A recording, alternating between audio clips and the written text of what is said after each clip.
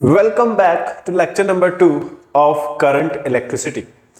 Lecture number 1 में हमने current के बारे में डिस्कस किया। अब लेक्चर 2 में हम डिस्कस करेंगे ड्रिफ्ट वेलोसिटी के बारे में, करंट डेंसिटी के बारे में। ड्रिफ्ट वेलोसिटी करंट से कैसे रिलेट करती है, ये मेन टॉपिक।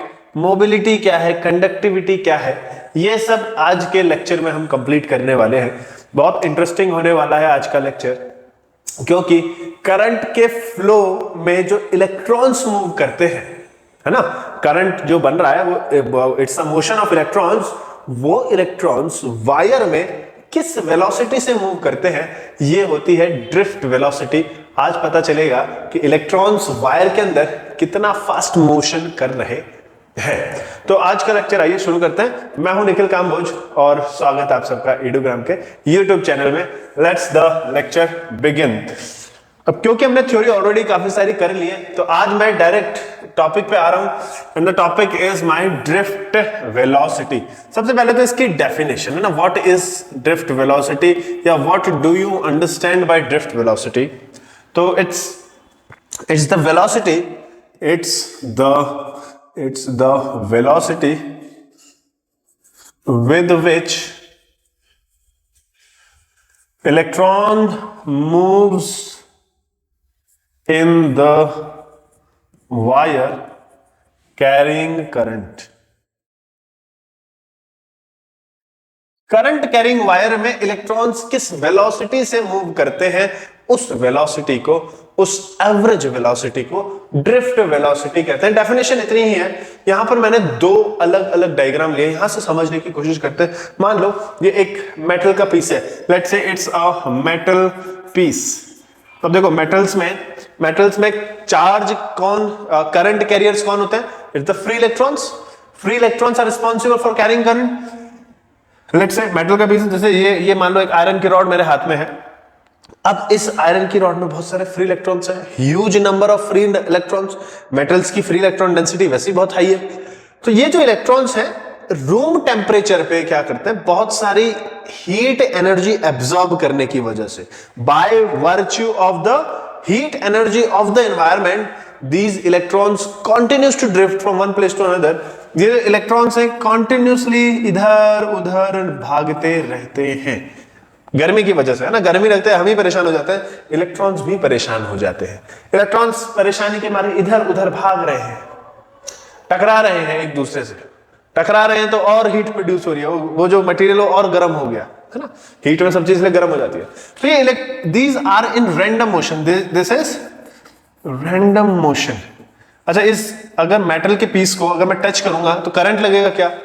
नहीं। हमारे आसपास बहुत सारे मेटल के पीस रखे हैं, ये टेबल्स हैं, चेयर्स हैं आयरन की, इसको अगर मैं टच करता हूं तो कोई करंट नहीं लगता है। ये पैनल मेटल का है, इसको टच कर रहा हूं, करंट नहीं लग रहा है, क्योंकि फ्री इलेक्ट्रॉन्स तो हैं, मूव भी कर रहे हैं, लेकिन एक पर्टिकुलर डायरेक्शन में नहीं कर रहे। All electrons are moving in random directions, therefore जो ओवरऑल वेलोसिटी है, ओवरऑल वेलोसिटी कह लो, रिजल्टेंट वेलोसिटी कह लो, वो जीरो हो जाती है।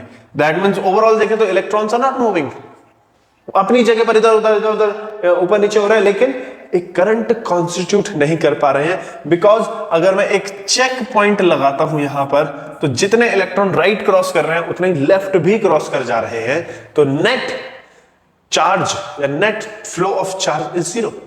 अब नेट चार्ज नहीं है तो करंट कहां से बन जाएगा, और जब करंट नहीं है तो लगेगा कहां से? तो कुछ नहीं लग रहा है, लोहा है पकड़ लो कोई दिक्कत नहीं, कॉपर है पकड़ लो कोई दिक्कत नहीं, तो फिर करंट कैसे लगेगा? करंट के लिए चाहिए ये जो इलेक्ट्रॉन इधर उधर दौड़ रहे हैं, ये सब एक डायरेक्शन में जाए, किसी भी पर्टिकुलर डायरेक्शन में। डायरेक्शन लगाने के लिए मैंने क्या किया, यहां पर एक बैटरी लगाई, सेल लगाया। इस सेल का काम क्या है? ये सेल एक ईएमएफ, इलेक्ट्रोमोटिव फोर्स प्रोड्यूस करेगा। वो फोर्स जो इस मेटल के अंदर, इस वायर के अंदर, कंडक्टर के अंदर एक इलेक्ट्रिक फील्ड सेटअप करेगा। क्या करेगा? एक इलेक्ट्रिक फील्ड सेटअप करेगा। इलेक्ट्रिक फील्ड सेटअप हो गई। इलेक्ट्रिक फील्ड सेटअप होते ही क्या हुआ, अगर किसी चार्ज को इलेक्ट्रिक फील्ड में रख देंगे तो फोर्स लगेगा। फोर्स लग रहा है, हर इलेक्ट्रॉन पे एक फोर्स लग रहा है, इसीलिए सब एक डायरेक्शन में मूव कर रहे हैं। अब अगर मैं यहां पर कोई चेक पॉइंट लगाता हूं तो मुझे नेट फ्लो ऑफ इलेक्ट्रॉन्स मिलने वाला है। नेट, अब देखो राइट से लेफ्ट तो बहुत सारे जा रहे हैं, पर लेफ्ट से राइट भी कोई जा रहा है क्या? तो नेग्लिजिबल, कोई नहीं जा रहा है लेफ्ट से राइट, सब राइट से लेफ्ट आ रहे हैं। I am getting a net flow of charge, therefore a current is constituted by virtue of this cell और बैटरी। अब देखो ऐसा नहीं कि इस बैटरी ने इलेक्ट्रॉन्स नहीं भेजे, इलेक्ट्रॉन्स ऑलरेडी थे, फ्री इलेक्ट्रॉन्स ऑलरेडी कंडक्टर में थे। इस सेल का काम है सिर्फ उन इलेक्ट्रॉन्स को जो रैंडम इधर उधर भाग रहे हैं उन्हें एक दिशा देना, उन्हें एक मोशन देना, एक डायरेक्शन देना, ताकि एक करंट कॉन्स्टिट्यूट हो पाए। और वो जो एनर्जी है जो यहां डिसिपेट हो रही थी, वेस्ट हो रही थी, इस बैटरी के आते ही वो अब एक पर्टिकुलर डायरेक्शन में लग रही है, इसलिए हमें एक आउटपुट मिल रहा है, करंट मिल रहा है। उस करंट को हम यूज कर सकते हैं, अपने फैन चला सकते हैं, मोबाइल चार्ज कर सकते हैं, बहुत सारी चीजें कर सकते हैं। ये समझ आया गया है ना? तो एक इलेक्ट्रिक फील्ड सेटअप होती है सेल के आने से। तो मुझे जो करना है इस डेरिवेशन में, ये इलेक्ट्रॉन्स मूव किस वेलोसिटी से कर रहे हैं। इलेक्ट्रिक फील्ड है, फोर्स लग रहा है, एक्सेलरेशन है, सब चीजें, ये इलेक्ट्रॉन्स मूव कितनी वेलोसिटी से कर रहे हैं, ये मैं फाइंड करने वाला हूं आज की डेरिवेशन में। So let's begin. एंड ये करने के लिए मैं क्या करता हूं, सबसे पहले तो यही दो डायग्राम बनाएंगे। In the absence of electric field, और you can say when no potential difference is applied, random motion, overall velocity is 0। This diagram represents in absence of electric field. Electric field के absence में random motion हो रहा है, overall velocity 0 हो जा रही है, therefore no current is constituted. One more thing, कि जब कोई इलेक्ट्रिक फील्ड नहीं होती, यानी जब करंट 0 होता है, तो ये जो वेलोसिटीज हैं, इन वेलोसिटीज को बोलते हैं थर्मल वेलोसिटी। क्या बोलते हैं? Thermal velocity. थर्मल वेलोसिटी कौन सी वेलोसिटी हो गई? Velocity, thermal velocity. Thermal velocity वो वेलोसिटी है, it's the velocity of electron when no electric field is applied, कि जब कोई इलेक्ट्रिक फील्ड अप्लाई नहीं करी तब किस वेलोसिटी से इलेक्ट्रॉन मूव कर रहा है, उसे बोलते हैं थर्मल वेलोसिटी। और ये normally at room temperature this it's value is रफली फ्यू 10⁴ मीटर पर सेकेंड, बहुत सारे बुक में 10⁻³ metre per second and so on, but it's of great velocity, है ना? अगर मैं एक पर्टिकुलर इलेक्ट्रॉन की बात करूं, फॉर अ सिंगल इलेक्ट्रॉन, एक इलेक्ट्रॉन का देखो कैसे रैंडम मोशन कैसे करता है, यूं चला, इधर गया, ठीक है, यहां से गया, इधर जाके दूसरे इलेक्ट्रॉन या दूसरे पॉजिटिव चार्ज से टक्कर हो गई। यहां पर ये लेट्स से एक ग्रीन कलर का एक और दूसरा इलेक्ट्रॉन था, उससे टक्कर हो गया। टक्कर होगी तो क्या होगा? अपनी डायरेक्शन चेंज करेगा, लेट्स हम नीचे की तरफ आ गया। यहां पर इसकी वेलोसिटी थी कुछ u1, इधर इसकी कुछ वेलोसिटी हो गई u2। फिर क्या हुआ? फिर यहां पर भी तो इलेक्ट्रॉन तो बहुत सारे फ्री इलेक्ट्रॉन यहां टकराया, फिर से इसकी डायरेक्शन चेंज हो गई, अभी इधर जा रहा है ना?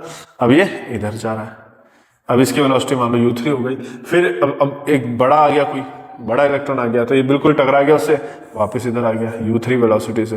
फिर दूसरा मिल गया, यहाँ पर फिर टकरा गया, फिर नीचे आ गया, एंड दिस कंटिन्यूस, है ना? u4 u5 दिस कंटिन्यूस, ये रैंडम वेलोसिटी। तो ओवरऑल अगर तुम देखोगे थर्मल वेलोसिटीज को, अगर मैं इसको वेक्टर सम करूंगा, u1 plus u2 plus u3 plus u4 and so on up to un, I will get 0। Vector sum of all the velocities, जितने भी कोलिजन करके आ रहा है, ओवरऑल देखेंगे कुछ टाइम स्पैन में, तो ये 0 हो जाएगा। इसीलिए कोई करंट नहीं मिल रहा है, no current is being obtained, इसको ध्यान रखना है। ऑन द अदर हैंड, अगर मैं कोई सेल लगा दूं, कोई बैटरी लगा दूं, तो अब देखना यहां पर कुछ ना कुछ करंट मिलेगा, क्योंकि चार्ज फ्लो कर रहा है ना? तो मैं इसको नेक्स्ट पेज पे लेता हूं। when cell और बैटरी इज कनेक्टेड, जब तुमने सेल या बैटरी को कनेक्ट कर दिया, तब क्या होगा?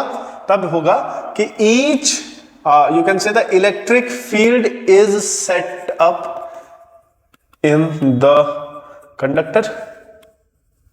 जो भी तुम्हारी वायर है, डिवाइस, उसमें एक इलेक्ट्रिक फील्ड सेटअप हो गई, जिसकी वजह से क्या हुआ? ईच चार्ज कैरियर, जो इस केस में इलेक्ट्रॉन है, each electron will experiences a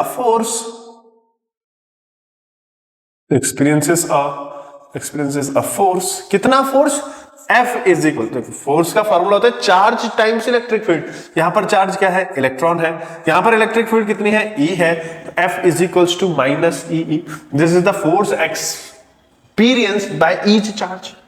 and if I say if let m be mass of electron, अगर मैं स्मॉल m को मास ऑफ इलेक्ट्रॉन ले लेता हूं, आई कैन से ma, क्योंकि फोर्स का एक फॉर्मूला ma भी है, is equals to minus EE। तो मुझे एक्सेलरेशन ऑफ ईच इलेक्ट्रॉन मिल जाएगा माइनस EE बाय m।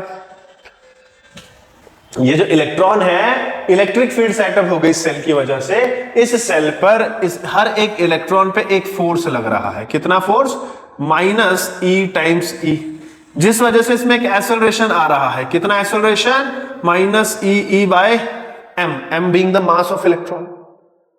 अब देखो हर इलेक्ट्रॉन का चार्ज सेम है, सबके लिए इलेक्ट्रिक फील्ड सेम है, सब पे फोर्स सेम लगेगा, सब पे एक्सेलरेशन भी सेम रहेगा, सबका एक्सेलरेशन सेम a आएगा, that is my minus EE upon tau. अब देखो ये जो a एक्सेलरेशन लग रहा है, मैंने यहां भी बनाया था इधर, और अब मैं दोबारा बनाता हूं सिमिलर सा डायग्राम।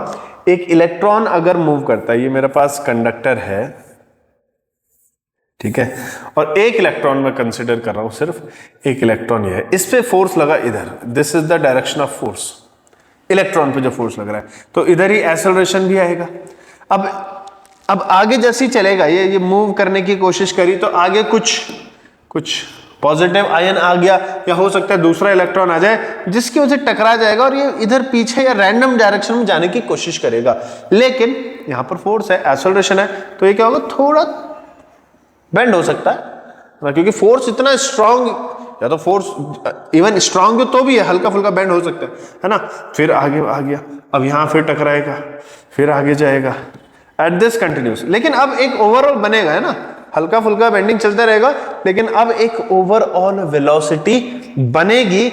यहां जो पॉइंट मुझे समझाना है वो ये, फोर्स लगने के बावजूद, जो एक्सेलरेशन होने के बावजूद, this electrons keep on colliding, this electron keep on colliding, and the small interval of time,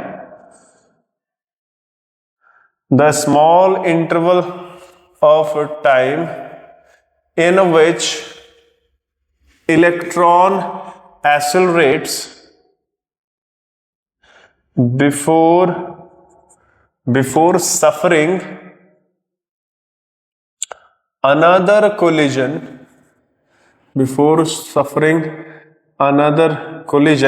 and came to rest, है ना, हर कोलिजन के बाद रेस्ट पे आ जाता है।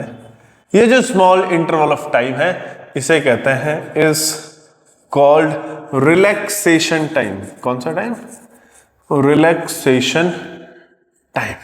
अब देखो एक इलेक्ट्रॉन चला, मान लो ये ए पॉइंट से चला, ये ए पॉइंट से चला और बी पॉइंट पर जाके टकरा गया, फिर बी से चला, सी पे टकरा गया, सी से चला, डी पे टकरा गया, ऐसे होता रह रहा है। ए से बी पे आया, कितना टाइम लगा, इसको बोलते हैं टॉ 1। बी से सी जाने में कितना टाइम लगा, टॉ 2। सी से डी जाने में कितना टाइम लगा, tau 3, and so on, tau 4, tau 5, n number of time. यहां पर एन नंबर ऑफ कोलिजन होंगे तो एन नंबर ऑफ टाइम्स यहां आएगा।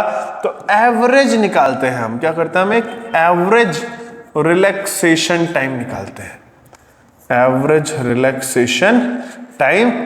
डेफिनेशन रिमेन सेम, बस इस बार जो होगा, tau is equals to tau 1 plus tau 2 plus tau 3 plus tau n upon n। इन सब को ऐड करके n से डिवाइड कर दो तो मुझे एवरेज रिलैक्सेशन टाइम मिल जाएगा, मतलब वो एवरेज वैल्यू जिसके बाद इलेक्ट्रॉन कोलाइड करता ही करता है। For your information, this relaxation time is also very small, 10⁻⁻14 second range का होता है normally, eight normal situation, normal conditions, बहुत छोटा टाइम है। इसका मतलब ये भी है कि एक इलेक्ट्रॉन हर सेकंड में ऑलमोस्ट 10⁻14 कोलिजन्स करता है। क्या मतलब इसका, each electron is suffering 10⁻14 collisions पर सेकंड। बहुत बड़ा नंबर है। ये मैं इसलिए बता रहा हूं क्योंकि इन वैल्यूज को हम अभी लगाएंगे एक अप्रोक्सीमेट ड्रिफ्ट वेलोसिटी निकालने के लिए। ये हमें निकालना है अभी एवरेज रिलैक्सेशन टाइम आ गया। ये मुझे ये भी बता रहा है कि ये जो एक्सेलरेशन लगने वाला है, जो ए निकाला है, ये ए एक्सेलरेशन सिर्फ टॉ टाइम के लिए लगेगा और टॉ टाइम का लगने के बाद ये वेलोसिटी वापस 0 हो जाएगी। फिर एक्सेलरेशन लगेगा, फिर इंक्रीज होगी, फिर टकराएगा, फिर 0 हो जाएगी and the process continues.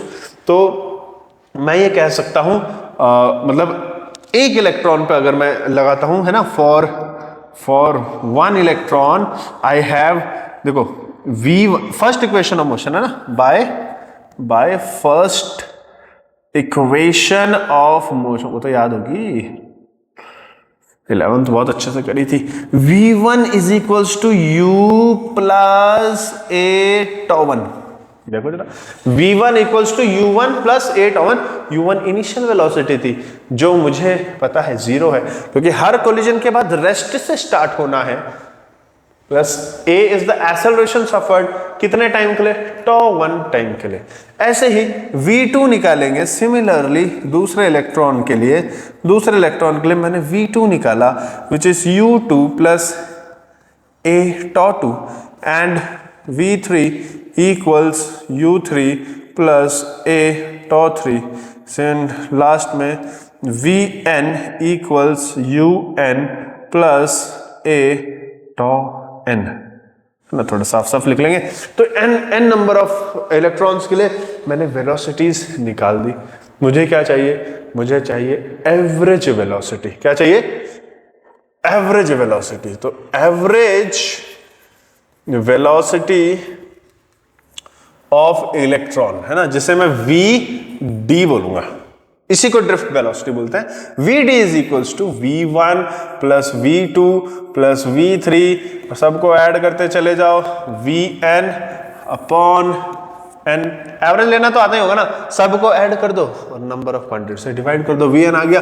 Drift velocity is equal to v1 क्या था, u1 plus a टॉ1, u1 plus a टॉ1।